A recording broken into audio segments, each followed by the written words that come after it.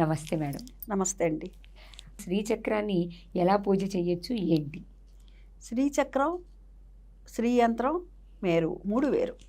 Okay. సరే, ఇప్పుడు మీరు చెప్తున్నారే పూజా స్టోర్స్‌లో కూడా అమ్ముతున్నారు అనేసి, అది శ్రీయంత్రం అంటారు. శ్రీయంత్రం. మనకి రాగి ఫలకం మీద ఉంటుంది అవును కదా. వాట్లలో అంతా కూడా అమ్మవారిది మొత్తం అంతా కూడా. అంటే మేరు ఏ విధంగా ఉంటుంది, మేరు ఇలా ఉంటుంది. అయితే నవావరణార్చన వాటికి చేయడానికి అనువుగా అట్లా ఉంటుంది. అంటే మొత్తం మేరు అయితే 96 కోణాలతో ఉంటుందండి. ఈ 96 కూడా సంఖ్య ఏమిటి అని అంటే, మనం ఖడ్గమాలలో చూస్తే 96 నామాలు ఉంటాయి. ఈ 96 నామాలకి 96 ఒక్కొక్క నామానికి ఒక్కొక్క అమ్మవారు ఇక్కడ ఉంటుంది. అది మేరు. ఇక శ్రీచక్రం. శ్రీచక్రం అనేటటువంటిది ఏంటంటే, అది ఇత్తడితోనూ పంచలోహాలతోనూ, ఇవాళ కొద్దిగా వీటితో కూడా చేస్తున్నారండి, చెక్కతో కూడా చేస్తున్నారు. సరే, ఇక మీరు చెప్పారు పూజా స్టోర్స్లో అమ్ముతున్నారు యంత్రము అనేసి. ఆ యంత్రాలు రాగి పలక మీద ఇలా ఉంటాయి. ఏవి పెట్టుకోవాలన్నా కూడా ముఖ్యంగా మేరువుని మటుకు ఇంట్లో శ్రీ విద్య ఉపాసకులు ఎవరైనా ఉంటేనే పెట్టుకోవాలి. మొదటి నియమం మేరుని. ఇలా మనకి పర్వతంలా మనకి దేవాలయాల్లో కనపడుతూ ఉంటాయి. ఇళ్లలో కూడా పెట్టుకుంటున్నారు, మేము పెట్టుకోవచ్చా అని అడుగుతారు. మీరు అడిగిన మరిస్తే కరెక్టే, ఎందుకంటే చాలామంది అడుగుతున్నారు అది పెట్టుకోవచ్చా, మనం కూడా పెట్టుకోవచ్చా అని. కారణం ఎందుకంటే, ఉదాహరణకి ఒక దేవాలయానికి వెళ్ళారు ఒకరు. వెళ్ళినప్పుడు వారు 1,00,000 రూపాయలు 50,000 రూపాయలు అక్కడ కట్టారు. అక్కడ కట్టినప్పుడు వారు ఏం చేస్తారంటే, ఆ అమ్మవారికి సంబంధించినటువంటి శేషవస్త్రం ఇస్తూ, పసుపు కుంకాలు ఇస్తూ, అదేవిధంగా ఈ మేరుని కూడా వారి చేతిలో పెడుతున్నారు. అంటే వీరు చెయ్యొచ్చా, చేయగలరా, ఇవన్నీ చూడట్లేదు అక్కడ. అది అప్పుడు వీరేం చేయాలంటే, అయ్యో ఇస్తున్నదాన్ని నేను తీసుకోబోతే ఎట్లానే భావన వీళ్ళకి. తీసుకోవటం తప్పే కాదు, ఇవ్వటం కూడా తప్పే ఒకటి. రెండోది, వీళ్ళకి మేము చేయగలమంటే తీసుకోవాలి, లేకపోతే స్వామి ఇక్కడైతేనే చక్కగా జరుగుతుంది అని చెప్పి అక్కడ ఇచ్చేయాలి అమ్మవారి గుళ్ళోనే. మీరు ఇచ్చినప్పుడు లేదు మాకు యంత్రం ఇస్తారండి అంటే కనుక కొద్దిగా సడలింపు ఉంటుంది వాటికి. వేటికైనా కానీ ఒకటే నియమం అండి, ఎప్పుడు ముట్టు అంటూ మైలా కలపకూడదు. ఇవన్నీ కూడాను కలపకూడదు. కరెంట్ షాక్ అది, ఒక మాటలో చెప్పాలంటే. హై వోల్టేజ్తో కరెంటు కొట్టినట్టే. హై వోల్టేజ్ ఉన్నప్పుడు మనం ఏం చేస్తాము, చాలా జాగ్రత్తగా ఉంటాము. అవును, చాలా జాగ్రత్తగా ఉంటాం. మనం పూర్వీకులు మరి ఏమండి, అప్పట్లో వాళ్ళకి కరెంట్ లేదు కదండి, వాళ్ళు మరి ఇవన్నీ లాంతర్లు పెట్టుకున్నారు, చిమ్నీలు పెట్టుకున్నారు, అలాంటివన్నీ పెట్టుకున్నారు కదా, బుడ్డీలు పెట్టుకున్నారు, ఇవన్నీ పెట్టుకున్నారు కదండి. మరి మన దగ్గరకు వచ్చేసరికి కరెంట్ అనేటటువంటిది వచ్చింది కదండి, మార్పు వచ్చింది కదా, మరి ఇవన్నీ కూడా మనం మార్చుకోవచ్చుగా అని అడుగుతున్నారు కొందరు. మార్చుకోవచ్చు. ఎప్పుడు వారు ఒక లాంతర్ ఉంది, ఒక పిట్రమాక్స్ లైట్లు అవి ఏమంటారు కదా, లాంతర్లు అవి వేరు, లాంతర్ వేరు, ఆ పిట్రమాక్స్ లైట్ పెద్దదిగా ఉంటుంది, అది చిన్నదిగా ఉంటుంది. సరే, ఒక లాంతరే తీసుకుందాం. దాన్ని మడిబట్ట కట్టుకొని తడిబట్టతో ముట్టుకున్నా ఏమి కాదు. ఏమన్నా అవుతుందా? కాదు. అదే నేను మడిబట్ట కట్టుకొని తడిబట్టతో స్విచ్ చేస్తే ఏమవుతుంది, అతుక్కుపోతా. షాక్ కొడుతుందా, కొట్టదా? అవును, షాక్ కొడుతుంది. ఏంటి, జాగ్రత్తగా ఉండాలి. శ్రీచక్రం పెట్టుకోవచ్చు అసలు? శ్రీచక్రం కూడా పెట్టుకోకపోవటం మంచిదే. ఆ శ్రీ యంత్రం అని చూసారా, అది మటుకు అది కూడా పెట్టుకోకుండా. ఏమండి, నేను ఒకటి చెప్తాను, ఒక్క మాట ప్రశ్న సమాధానం నాకు చెప్పండి. అమ్మ అన్న, తల్లి అన్న, మాత అన్న పలుకుతుంది కదా, మరి గ్రామదేవతల్ని కూడా కొలుస్తున్నాం కదా, మరి ఎందుకు కొలుస్తున్నారు? కొంతమంది గ్రామదేవతల్నే కొలుస్తారు, ఇటువంటివి చేయరు. వాళ్ళని ఆ అమ్మ కనికరించట్లేదా? తల్లి ఎవరినైనా కనికరిస్తుంది తన బిడ్డల్ని. నువ్వు ఇంత బాగానే ఇప్పుడు 2 కొడుకులు ఉంటారనుకోండి, ఒక కొడుకు బాగా ఉన్నత స్థితిలో ఉన్నాడు, ఇంకొక కొడుకు కొంచెం తక్కువగా ఉన్నాడు. ఈ ఉన్నత స్థితిలో ఉన్నటువంటి వాడు ఏం చేశాడంటే, ఒక వెండి పీట తీసుకొచ్చేసాడు అమ్మకి. ఈ కొంచెం ఒక మాదిరిగా ఉన్నవాడు ఏం చేసి చెక్కపీట వేసాడు. అయినా అమ్మకి బిడ్డలందరూ సమానమా కాదా? వీడు నాకు వెండి పీట వేసాడని వీడిని ఎక్కువ కూర్చోబెడుతుందా? లేదుగా. వీడిని తక్కువగా కూర్చోబెడుతుందా? లేదు. అందరూ సమానమేగా.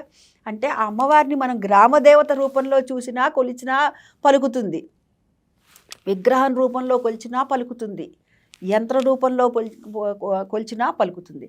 ఎప్పుడైతే ఈ యంత్రం పెట్టుకుంటామో మంత్రం ఉండాలి, తంత్రం ఉండాలి. మంత్రం అంటే మనం మంత్రాల రూపంలో, తంత్రం అంటే ఏమిటంటే ఏదో తాంత్రికం అని అర్థం కాదు ఇక్కడ.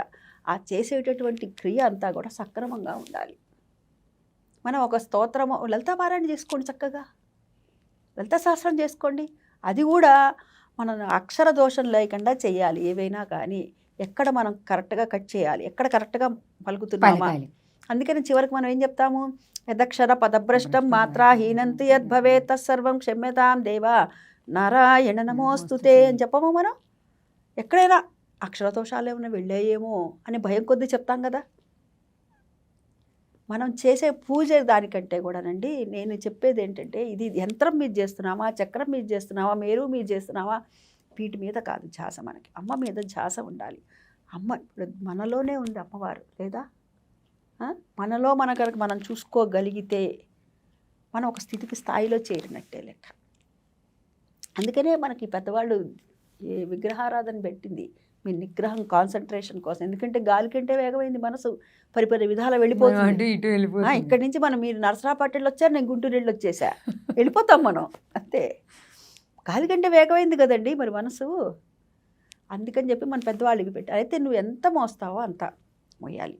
నేను 50 కిలోలే మోయగలను, కానీ మీరు నాకు ఒక 70 కిలోలు బాస్మతి రైసో, లేకపోతే కనుక వైట్ పిన్ రైసో, లేకపోతే కందిపప్పు, నరసరాపేట కందిపప్పు బాగుంటుందని కందిపప్పు ఇచ్చారనుకుంటాను. నేను మోయగలిగింది 50 కిలోలే, అబ్బాయి ఇవిడ ఇచ్చింది కదా అని చెప్పేసి నేను తీసుకున్నాను అనుకోండి. కొంత దూరంగా నేను ఏం చేస్తాను, 70 కిలోలు కింద పడేస్తా. అదే 50 మోసాను అనుకోండి, నా గమ్యం వరకు నేను చేరగలుగుతా. అవునా? అవును. నేను ఎంత మోయగలుగుతానో అది నేను తెలుసుకోవాలి. అది మనం అంటే ఎంతవరకు శుచిగా అమ్మను ఉంచగలుగుతాము అన్నది మనం తెలుసుకోవాలి. ఫస్ట్ పాయింట్ మేరు వద్దు అని చెప్తాను నేను. ఎవరైతే శ్రీ విద్యా ఉపాసకులు ఉన్నారో, మా తాతగారు దేవి ఉపాసకులు, అందుకని చెప్తున్నాను. ఆయనకు జరిగిన సంఘటన కూడా చెప్తాను నేను. వాళ్ళ చిన్న కోడలు, తాతయ్య గారు చిన్న కోడలు, వారికి అమ్మాయికి అదే అంటే అప్పట్లో పూర్వపులో 40 ఏళ్ల క్రితం రజస్సుల అపూర్వ వివాహాలు కదా, రజస్సుల అపూర్వ వివాహం అయింది. తర్వాత అమ్మాయికి శ్రావణ పట్టి తీసుకొని వెళ్ళారు. తీసుకొని వెళ్తే మరి ఎక్కడికి వెళ్ళిన దేవతార్చన తీసుకొని వెళ్తారు కదా, దేవతార్చన తీసుకెళ్ళారు. వీళ్ళింటే ఏదో సందడిగా ఉంది అని చెప్పి అందరూ బంగారాలు పెట్టుకొని ఉన్నారని చెప్పి వెనక నుంచి కన్నం పెట్టి దొంగలు వచ్చారు. అప్పట్లో మట్టిళ్ళు కదండి, వెనక నుంచి కన్నం పెట్టి వచ్చారు. వచ్చి ఇదేదో బాక్సులు అన్నీ కూడా బాగా మెరుస్తున్నాయి అని చెప్పి దేవతార్చన తీసుకెళ్ళిపోయాడు. వచ్చినవాడు తీసుకెళ్ళిపోతే ఈయన తెల్లారు లేచి మళ్ళీ ఏమో ఎవరిని పోయినా ఏం పోయినా దేవతార్చన తీసుకెళ్తారని ఎవరు ఊహించలా. అదే కదా, ఎవరు ఊహించరు కదా.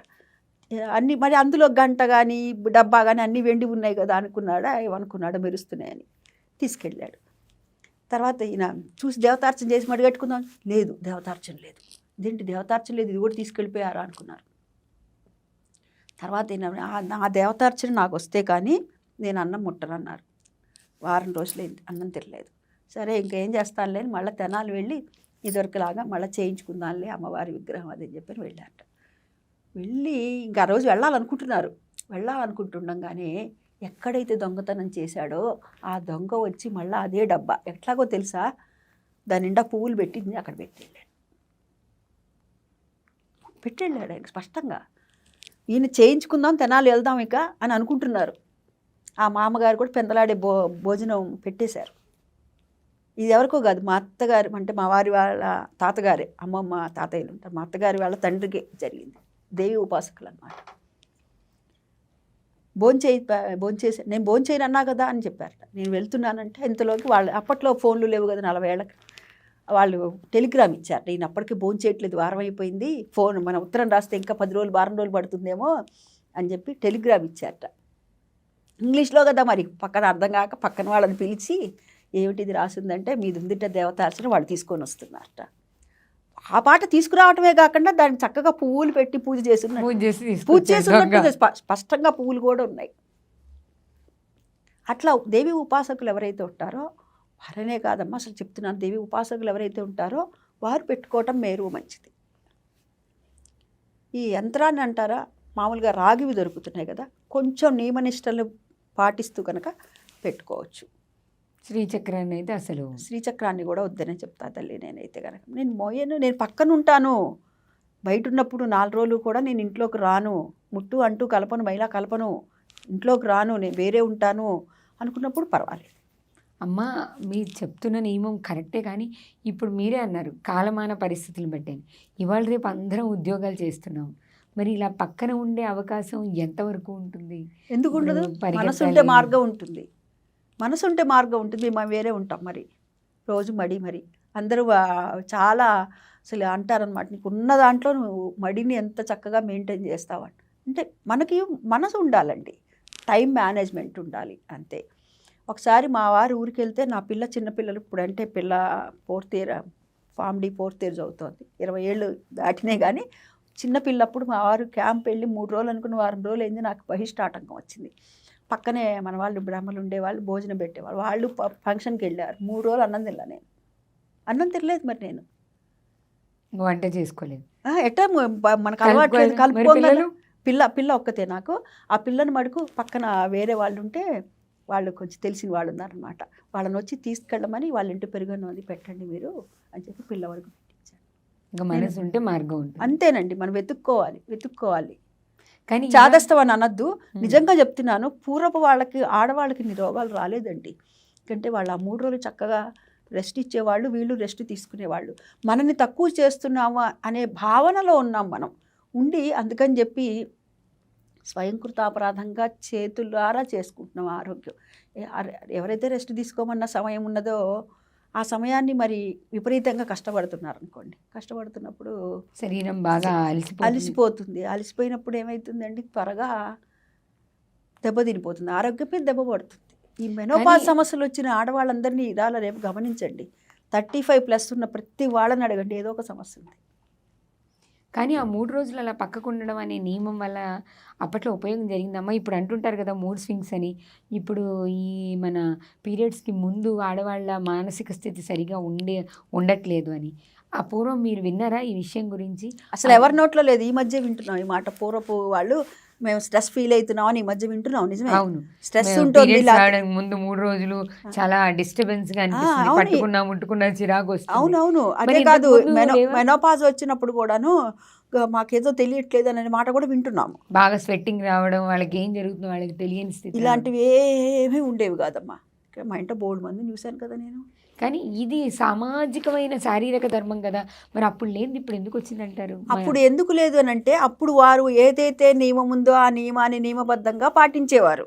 ఇప్పుడు మనం ఏం చేస్తున్నామంటే, మనల్ని తక్కువ చేస్తున్నారు, పక్కన కూర్చోబెడుతున్నారు అనే భావనలో ఉండి మనము పక్కకి వేసాం. వేయటం వల్ల ఏమవుతుంది, ఎవరైతే వేశారో వాళ్ళందరికీ ఇబ్బంది. ఇప్పటికీ మరి మా మేనత్త గారి మనవరాలు ఉంది, పెద్ద మేనత్త గారి మనవరాలు, అది యుఎస్లో ఉంటుంది, సాఫ్ట్వేర్ ఇంజనీర్, పిల్ల ఉన్నది దానికి, అయినా సరే పక్కనే కూర్చుంటుంది. ఆయన రోజు అభిషేకం చేసుకుంటాడు. ఆ అబ్బాయి సాఫ్ట్వేర్ ఇంజనీరే. అంటే మనం ఎక్కడున్నాం అన్నది కాదు, మన ధర్మాన్ని మనం ఎంత పాటిస్తున్నాం అన్నది ముఖ్యం. అది నేను కావచ్చు, మీరు కావచ్చు, ఇంకోరు కావచ్చు. హైదరాబాదులో ఉండనివ్వండి, అమెరికాలో ఉండనివ్వండి, వేరే చిన్న పల్లెటూరులో ఉండనివ్వండి, ఎక్కడున్నా కానీ మనం మనుషులం మనమే. తినేది అన్నమే, పీల్చేది గాలే. మరి మనలో ఎందుకు వస్తుందో ఈ మార్పు తెలియట్లేదు. ఏమిటో ఈ పాడు సిటీ కల్చర్లో కూడా ఇట్లాంటివి. నన్నే అంటారు మహానే, మీ పిల్లని కూడా అట్లా కూర్చోబెడతా వచ్చి అంటారు. నిజంగా చెప్తున్నా, మహాన్ అంటారు. అలా అంటున్నప్పుడు నాకేమనిపించదు, మీరే పిచ్చి అనుకుంటా నేను. నిజంగా నేను హెల్త్ని నేను కాపాడుకుంటున్నాను, నా ధర్మాన్ని నేను కాపాడుకుంటున్నాను, నా పిల్లకి అది నేర్పుతున్నాను. నా పిల్ల ధర్మాన్ని ఏ విధంగా అనుసరించాలని నన్ను అనుసరిస్తోంది. చక్కగా ఉందాం అంతే, నాకేం ఫీలింగ్ ఉండదు. నేను మడిగట్టుకున్నప్పుడు మొదట్లో అయితే మా అపార్ట్మెంట్లో కొంచెం, అందులో హైటెక్ సిటీ కదా, కొంచెం పేరుకు హైటెక్, కొంచెం ఇదిగానే చూసేవారు. అలవాటైపోయింది వాళ్ళకి కూడా. ఎన్నాళ్ళు చూస్తారు, 2 రోజులు అడుగుతారు, ఏంటి ఇంతేనా రోజు, మొదట్లో అడుగుతారు, 2వ రోజు చూస్తారు, 3వ రోజు పక్క నుంచి వెళ్ళిపోతారు.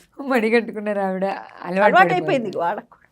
మనం ముందు ఎక్కడున్నా మన సంప్రదాయం మనది ఉండాలి. మన సంప్రదాయం ఏదైతే ఉందో దాన్ని మనం ఎప్పుడు కూడా వదులుకోకూడదు అంటాను నేను. మన ఆచారాలు ఊరికే చెప్పలా, ఆరోగ్యమే. ఆహారం ఆరోగ్యం ముడిపెట్టి చెప్పారు. ఆహారం ఆరోగ్యం ఆచారం 3 పక్కనే ఉన్నాయి. ఆచారాన్ని పాటిస్తే ఆహారం నియమబద్ధంగా ఉంటుంది, మంచి ఆహారం తీసుకుంటే ఆరోగ్యం మన చేతుల్లోనే ఉంటుంది. ధన్యవాదాలు.